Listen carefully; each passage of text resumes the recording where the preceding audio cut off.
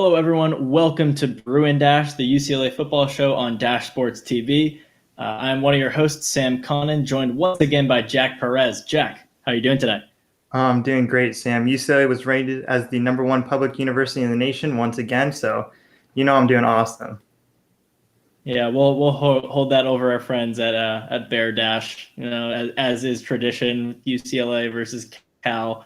But football is back. Maybe not UCLA football, college football. More games happen this weekend, but NFL football especially. That's where you see some UCLA alumni staying active, really making names for themselves. Joshua Kelly, especially, and Chris Barnes too. Jack and I know we were talking about that all weekend, and then also we have Josh Rosen, another NFL Bruin, who was released from the Dolphins, but then signed the practice squad with Tampa Bay Buccaneers. That will be another topic of discussion. Was he right to go to a practice squad as opposed to being a backup or third string? And then a topic that goes along with Jack's column that just went out on Sports Pack 12 is sports betting and college sports, the relationship there, how a deal between Colorado Athletics and a gambling company could kind of shift things around. But starting off with the NFL, Joshua Kelly making his debut, Chris Barnes making his debut, but really it's a long line of Bruins in the NFL. So we're talking today about who the best UCLA football player in the NFL is today. Jack, hit me with your answer. Miles Jack, 100% the best UCLA football player that plays in the NFL right now. This dude was a running back in college, also a linebacker, but he was kind of a dual combo kind of guy, and then converted to linebacker, which we know UCLA has a long list of linebackers that have been very successful in the NFL. He was on that Jacksonville defense that took the Patriots to the edge in the AFC Championship game just a few years ago. He's really the only remaining vital piece left in Jacksonville, and he helped lead them to a win over a new-look Colts offense. This dude is a beast on a team that sorely needs a defensive leader. Yeah, I mean, Miles Jack is great at UCLA. He's keeping up in Jacksonville for sure. If you have any thoughts, if you guys are watching, leave them in the comments just so we can kind of get the discussion going here. My choice, though, it's a bit of a cop-out, but I feel like it's justified. You go Anthony Barr and Eric Kendricks, both linebackers on the Vikings, kind of like a two-headed monster over there.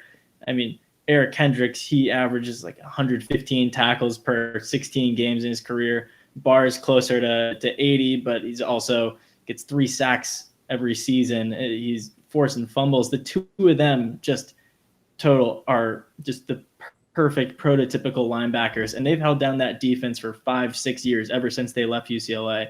They're playing together. Miles Jack overlapped a little bit, but Barr and Kendricks, they are really the two standouts. And I think the way they have taken over and shaped the Minnesota Vikings defense in really the past decade or half decade, however you want to look at it, that's just great. I mean, the Jaguars had a great defense with Jack in the middle for a little bit there, but now he's just as good, but the defense around him isn't what it used to be. Part of what made Miles Jack so interesting and engaging at UCLA was that he was also a running back, like you said. Hasn't been a running back in the NFL, hasn't really showed off that dynamism in terms of playing both sides of the ball. He's definitely good, but in terms of commanding and running a defense, I don't think there's anyone like Barr and Kendricks. That tandem is just maybe the best linebacker duo in the league. Let me hit you with a couple things, Sam. First of all, Leonard Fournette just released by Jacksonville. If they want to put Miles Jack back in the backfield, he would do great things. Why not, Jacksonville? Take a risk. Put Miles Jack back there. I know you don't want your defensive star injured, but no one really has played two positions in the NFL in quite a while, or at least not at the highest level. Why not Miles Jack? And then hitting you with the Bars and Kendricks. As good as they have looked, they have not elevated that Minnesota defense like they should have. It's been a good defense, and it's been a very good regular season defense, but it seems that every time they get to the playoffs, they fall off. And I mean, even this first week, they looked helpless against an Aaron Rodgers-led offense. What are you going to do there? I need to see someone that can come out and win games, and Miles Jack has proven he's a winner this season so far. I know it's only one game, small sample size, but he beat Phillip Rivers, who, if you don't know, I'm an LA Chargers fan. And Phillip Rivers was a god in LA and in San Diego. So if you can beat him, you're great in my book. Yeah, I mean, Philip Rivers is a little past his prime. I feel like you, of all people, should know that. But then Miles Jack isn't really the only guy in the NFL who can play both sides, even though he's definitely more athletic and better as a linebacker. I mean, you had Landon Roberts on the Patriots playing fullback, taking carries, blocking. So it's not unheard of. So Right. I would like to think that the Jaguars can put Miles Jack in there as a running back, maybe let their lead back. But if he still had the athleticism and the ability to do it, I would like to think he would at least get some time there. But if he's not getting that time, then maybe he just doesn't have that in his game anymore. I know we like to go back to those UCLA days when he was playing both sides of the ball at an extremely high level, but that's just not really who he is anymore. So I feel like you can't really count that when you're talking about who's the best in the NFL. I mean, Joshua Kelly had 60 yards for a touchdown, and that's great and all, but that doesn't make him the best Bruin in the NFL. And I don't think that Miles Jack can even come close to that if he was jumped back into being a running back right now. It's been too long. First of all, you can absolutely do that. You just need a good offensive line in front of you. And the thing with Joshua Kelly is he's the second back right now, but throughout the season, he should be getting more and more touches, especially as he gets acclimated to the offense. Sam, I want to ask you, I didn't catch the Patriots game this weekend, but I'm sure you did. Did Devin Asiasi play a lot? Did he play at all? I missed it. Devin Asiasi had 10 snaps for the Patriots, so admittedly not a lot, especially considering Dalton Keene, the other rookie from Virginia Tech, he was out for the game. Patriots only had 2 tight ends active, and Asiasi didn't really get a lot of go, didn't get a target in the passing game, is in their goal line situations, run situations. I think that'll change moving forward, but he's got a long way to go for sure before he becomes the next Mercedes Lewis. Caleb Wilson hasn't done much in the NFL, but those between those three, I mean, UCLA has just produced a lot of tight ends in the last 10, 15, 20 years. But at the same time, I'll flip this around, Jack. Is UCLA closer to being tight end you or linebacker you? You got to go linebacker you right now. I mean, they have Chris Barnes, Okay. Kendricks, Barr, Miles Jack. Yeah, and the reason they're linebacker you is because of Barr and Kendricks. It's not because of Miles Jack. Miles Jack's one guy. Barr and Kendricks together, their combined ability and production in the NFL has put UCLA on the map as a linebacker school. You're saying because Miles Jack didn't get lucky enough to get drafted with the fellow Bruin and the linebackers that he's not as good as Barr and Kendricks? I just don't think he has as much of an impact just because he's playing on a bad team right now. He's playing on a team that's going to be bad for a long time. He was on one good team, and I won't fault him for the Jaguars being bad now. But if the talent is relatively equal, which I feel like we can say with the three of them, they're all in the same tier. But one of them's playing with another former Bruin, former teammate, and that team is a division title contender. I know they didn't win yesterday against the Packers, but still, the two of them, the impact they've had in shaping the image of UCLA football from an NFL perspective, I think you got to give it to them. I understand that. Let me switch this up a little bit on you. I'm looking forward to a Bruin debut tonight in Darnay Holmes. Yes. A defensive back for the New York Giants now. He's going to be playing against the Pittsburgh Steelers tonight. He's been looking good in training camp. Hopefully he comes out. Well, lost hand there for a little bit. I'm hoping he comes out and lights it up. I think he could probably be the best Bruin from this draft. I don't know. He has the highest ceiling, but at the same time, he could just as easily be the worst in this draft class. I think there's a reason he fell to the fourth round. He's a real boomer bust guy. He's a guy with 5-star potential. He was one of the best DBs in the country coming to UCLA, but he saw a lot of inconsistency when he was here. If he can be a top-notch slot corner for the Giants, I believe that can happen. That can happen in year one. He can really step in and be effective immediately. But he could also be the kind of guy who just gets torched. He gets just totally rocked every single play in and out and just loses confidence, which is tough because that is a guy with a lot of confidence. But when you go from college to the NFL and you're playing a higher level of competition, better quarterbacks, better receivers, better offensive coordinators, I don't know. Maybe we see Darnay fall off the map a little bit, but I do agree. He could just his big playability, his speed, his skills. He could also be the best DB to come out of UCLA in years. Right. I would only be concerned. My biggest concern of the draft is Joshua Kelly, only because I've watched the Chargers for years and seen their luck with injuries, which is zero. Joshua Kelly, please don't get hurt out there. You're going to do great things. Yeah, I mean, I think Joshua Kelly has a pretty good path laid out for him because, I mean, yeah, Eckler there. Eckler's the lead back for sure. But over the last 2-3 years, you had Melvin Gordon and Austin Eckler at the same time, both putting up really good numbers. Eckler more as a receiving back, Gordon more of the ball carrier. Joshua Kelly is that he can fill that Melvin Gordon role. He's not at a Pro Bowl level yet like a Melvin Gordon, like Melvin Gordon has been the past few years.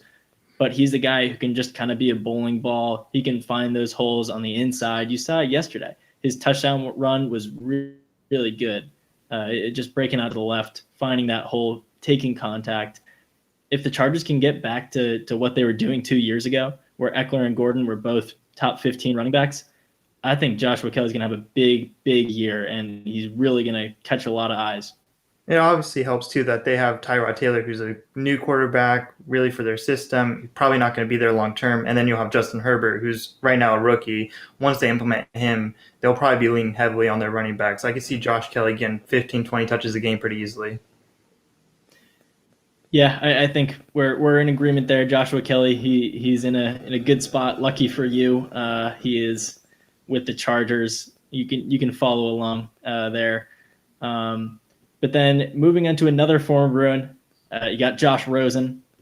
And Rosen really has not had the best NFL career so far. I feel like we can all agree on that for one reason or another. It's pretty clear that he stumbled out of the gates for sure through 2+ years now. Got cut by the Dolphins. Apparently there were other offers out there, but he decided to go to the Buccaneers. He picked a practice squad spot over a roster spot because he's got guaranteed money from the NFL draft in 2018, and now he just wants to find the best spot. The question is Tampa Bay the best spot? You have Tom Brady there. You got Blaine Gabbert backing him up. So, Jack, what do you think? Was that the right decision for Josh Rosen to make? Oh, I think this was definitely the wrong decision for Josh Rosen. I wouldn't say in any place that Tom Brady is, because Tom Brady somehow is going to keep getting contract after contract until he decides to retire, which might not be until he's 100 years old. If you can't beat out Blaine Gabbert off the bat, you're probably not good enough to start right now. So why not go somewhere where you could be a backup, where you're one injury, one bad series, or a couple of bad games away from getting the starting nod? Why not try for a team that you actually have a chance to go and compete for a spot? Right now, playing on the practice squad behind Blaine Gabbert and Tom Brady, which Tom Brady has really only seen one major injury in his career. I don't see how Josh Rosen has a path to start in Tampa Bay before his contract expires. Also, Josh Rosen, when he does get a chance, if he does get a chance, needs to step up. A 3-13 record right now, not going to cut it. Not going to cut it anywhere. Yeah, I mean, we all agree he hasn't performed up to our standards, up to a lot of UCLA fan standards for sure. But you look at what he's done the past 2 years. Came to Arizona, and he was a backup right off the bat, and there you go. He was one injury away. And then once he steps into the starting role, he's behind the worst offensive line in football, gets absolutely abused, and he plays horribly the rest of the year. Then he goes to Miami. Oh, and would you look at that? Fitzpatrick plays horribly first 2 weeks. Rosen comes in, and again, he's behind the worst offensive line in football, and he gets abused, sacked, thrown all over the place, interceptions, miscommunications. It's a mess. Bad organization from top to bottom, at least trying to refresh things, but Rosen was not the answer there. Rosen absolutely made the right choice to go fit over playing time and money, without a doubt. You were a former top 10 pick. You know you have talent. You don't need to go out there and start a game to show people you still have skills. But what you do need is you need to take your time. Josh Rosen's playing the long game here. He's sitting behind Tom Brady. He's learning from him. He's going to be in practice with the greatest quarterback of all time, who, a lot like Rosen, isn't mobile. He's a very old-fashioned quarterback. Rosen doesn't move outside the pocket. Neither does Brady. They're not the kind of guy who will bomb it 50 yards downfield. Both of them. They thrive on going to tight ends in the slot, check downs, accuracy over power, and arm strength. There's not a better guy to learn from in the league than Tom Brady, and Josh Rosen knows that. He could go out there and he could have maybe signed with Bears. And Trubisky gets benched and Foles gets hurt again, then there you go. Now he's a starter. But what's he going to do in Chicago? Nothing. Nothing we haven't already seen. He's playing the long game here. He knows that if I sit behind Brady for this year, Blaine Gabbert leaves after next year, and then I'm the rostered backup behind Brady, maybe Brady pulls a Manning and he finally gets hurt, and then Rosen is the one who takes over a quality team. Or Brady retires at the end of next year, Rosen's learned enough from Brady, and then he goes out there as a free agent with goodwill from coaches. Because I don't think he's had a lot of that now, because all his coaches get fired. All his coordinators get fired. So I think he made the right choice by going to an organization that doesn't need him right away, and he's trying to get the most out of the situation on his own side. If you're going to do that, Josh Rosen must really love the state of Florida, because there's a better situation for him out there in Pittsburgh, a better run organization that has had more success in the past and has an aging quarterback who has been injured more recently. But what about Mason Rudolph? Mason Rudolph did not show potential last year. None of their guys showed potential last year when Big Ben was out the entire time. I also don't like the argument that he was behind bad offensive lines. He was in bad situations. He was at UCLA football. They weren't in great situations when he was here. They finished over 500, his first season here? And then after that, didn't finish over 500 either year. He doesn't have to play with the most talented guys to seem talented. He made himself a top 10 pick, even with playing with a not great offensive line, playing in a tough conference. Winning in college is different, though. I mean, A.J. McCarron won national championships, goes to the NFL, and he's a backup. You had Patrick Mahomes, who had losing records at Texas Tech, and now he's the best quarterback in the league. I feel like that's kind of a tough way to judge quarterbacks. But it looks like we have a message in the chat from the Guru asking, does Josh Kelly end up having a better career than Maurice Jones-Drew? Well, that's definitely a tall task. Mojo was a great running for a long time. He's one of those guys where you don't really see it anymore, just because of the way running backs are being used. Spent his whole career with one team, and really he is a Jaguar just as much as he is a Bruin. And he put together, he was probably a top 10 running back of the thousands to like the 2000, 2010. You'd say Maurice Jones-Drew is a top 10 running back. I don't know if Josh Kelly enters that territory for the 2020s. I think maybe he can be a good running back, a solid starting running back, but I wouldn't go as far as Maurice Jones-Drew. What about you, Jack? What do you think? I don't want to show my Chargers bias here. I feel like I should be separating that as much as possible. I would love for him to be the number one running back for the next however many years he plays. It's just not realistic right now for running backs to match the same level as anyone in the 2000s or the 1990s or the 1980s, when they used to run 2,000 plus yards almost regularly. Even if they didn't, they were getting up there. Now, especially you're splitting time with Austin Eckler, you're almost always going to have two or three running backs in each team. They're not going to overwork you anymore. There's no more workhorse backs in the league at the moment. Maybe other than Derrick Henry.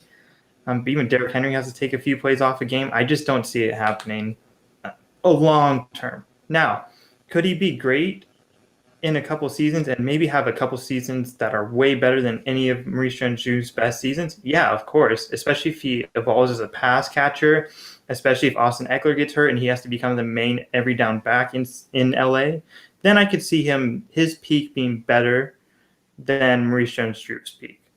But yeah, career, I wouldn't don't go see that far either. I mean, Maurice Jones-Drew had 3 seasons in a row where he was over 1,600 yards from scrimmage. Yeah, in 8 seasons with the Jaguars, he had 4 seasons with double digits touchdowns from scrimmage. He was just a gimme for 1,000 yards basically every year he was in the league until he got injured and then eventually went to Oakland. He was like you said, he's a workhorse, and Joshua Kelly, even though I think he'll start to get a lot of carries, especially if the Chargers are playing meaningful games towards the end of the year. But I mean, I don't think Joshua Kelly is gonna be like Mojo and put up 1,800 yards from scrimmage, 17 touchdowns from scrimmage. I think he can put together some good seasons, but that's a little much. Who knows? Maybe Justin Herbert proves that he's the best Pac-12 quarterback of all time in the NFL. And they put a lot of pressure on him. Keenan Allen continues to be one of the best receivers in the league. And Josh Kelly just gets open every single game. They just can run for 200 yards and catch for 100 every single time out. Yeah, it's not realistic. I guess we'll see. I say no. If he takes over as that primary back there and Justin Herbert is as good as advertised, is as good as a 6th pick should be, why not? Why not? Yeah, sure. I guess, why not? But okay, we'll move on to the next topic here. The Colorado, a few weeks ago, they came to an agreement with PointsBet, a sports betting company, just as a sponsor. And Jack, you wrote a column about it. That's up on Sports Pac-12. But there could be a shift in college sports, gambling, what's allowed, what's not. So I'll let you start off, give your take since this was your project that you broke down and wrote about. Thanks for that. You should not be allowed to have your college athletic department sponsored by a company that you wouldn't allow your athletes to use. That's 100% where they should start drawing the line. If your athlete cannot use it, you should not be sponsored by them. It's great that they're going to be making money from this. That's awesome. If they're going to pay $1 billion, you still shouldn't be using this. If your athletes ever have to sponsor for this, it's disingenuous. It's hypocritical. Why are you sponsoring something that you won't even let your own people use? I don't understand how that can be how the NCAA can allow that, even in states where it's legal to gamble. Yeah, I mean, it's messy. I guess you're right. I just don't think that's the biggest issue right now. I mean, even if it weren't for coronavirus and all the financial and health issues caused by that, there's just so many more pressing issues in college sports that's pretty low on the totem pole, in my opinion. And then also, I mean, the prohibition on sports betting is kind of there's a wave. It's ending. I mean, you're seeing states make it legal again nationally. Like there's movements there, and yeah, athletes and coaches won't be able to bet the same way they aren't in the pros. But I mean, that's just the kind of thing you're gonna have to deal with. It's not a do or die big doom issue right now, at least in my opinion. As much as I'm anti NCAA, as I've made very clear in past shows, the NCAA has the power to actually fix all the issues at once. They don't have to pick and choose which ones to focus on. They can do multiple things at once. They can focus on the small issues and the big issues. So I don't see like, oh, there's bigger issues right now than this. That's not a good reason to not focus on something like this. If the NCAA is truly a national organization, then they need to make national rules and come down on this. Because you cannot. I mean, players already aren't allowed to bet. I don't know if it might be a little morally ambiguous or morally gray if an athletic department is taking sponsorship money from them. But as long as it's all like in the clear, none of it's under the table, then I have no problem with it. Athletic departments are trying to make money that is just they're bleeding cash right now. for so many reasons, especially and mostly COVID. So I feel like it's a little short-sighted to say, oh, you can't take money from this company, when in a lot of places what that company does is legal. It shouldn't matter if the players and coaches can do it. The players and coaches can't bet regardless of whether or not Colorado is taking money from them. So I just think that there are so many factors going on right now, so many issues in college sports and in the country, where I think that would be a bit of overreaching on the NCAA's part, that would just kind of be a waste of resources and time. A bit overreaching is the motto of the NCAA, though, Sam. That's their whole thing. Is don't even give me that face. They 100% overreach on a lot of issues, and then some issues they sit back, like they underreach on a lot too. I mean, have you seen how they're dealing with COVID? Oh, it's awful. Putting up to nothing. They have no power. I mean, I ranted about it plenty of times, but they don't do anything. For an organization that can ban coaches, that can give penalties to schools just by themselves, unilaterally do that stuff, they can't make everyone follow the same protocols. They can't make everyone do the same types of schedules. They can't make everyone start on the same day, all of that stuff. It's wild. That is insane to me. But I mean, the NCAA thrives in making rules and enforcing rules. And I guess this does fall into that category, unlike organization and scheduling and other things related to COVID and social unrest that have been a little more all over the place. But I mean, at least you're right in that sense. This is something that the NCAA could do. There's a precedent for them policing something and stuff remotely like this. I just don't think it's really the best use of their time right now. Or I don't even know if it'd be a good PR move for them. I just don't really see the point. I just think associating with companies like this, where I don't see anything wrong with them. I don't see anything wrong with sports gambling in general. I 100% in favor of it being legal, as long as you're of legal age to gamble within your state. Sports gambling should be free or should be allowed everywhere. Just when you're associating with it so outright, it's a little hypocritical to me to bar players from doing this, but they have to be sponsoring it when they're not paid to. They're not paid to do this. Pros, they can sponsor that and still be held by the rules because they're paid to do so. I'm curious, if this were DraftKings, would you feel a little better about it? It's the same thing. DraftKings is the same thing. The only difference with this is it's an Australian sports betting company. That's literally the only difference. DraftKings, FanDuel, all of that, it all falls into the same thing. Without even getting into some of the issues that DraftKings and FanDuel have had in the past, you should just not be associating with them.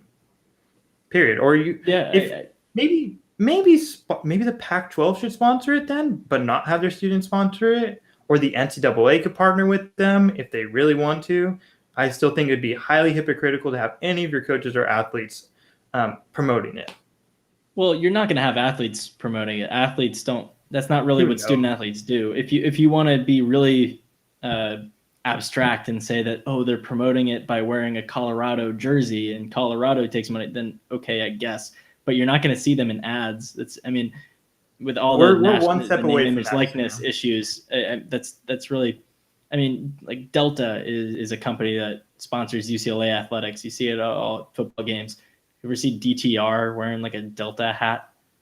I haven't yet, but that would be a great Delta ad. Yeah, you can take that one for free. Delta. I mean, we won't charge you for that. He could sell a lot of plane tickets. I'll give him that. But I don't really think this is going to create as much of a conflict of interest as you think it will. I don't think this specific one will be troubling because from what I've read about it, it's not. They're not, hand in hand. They're putting PointsBet everywhere on the stadium, on all the jerseys. Every player has to wear a PointsBet shirt.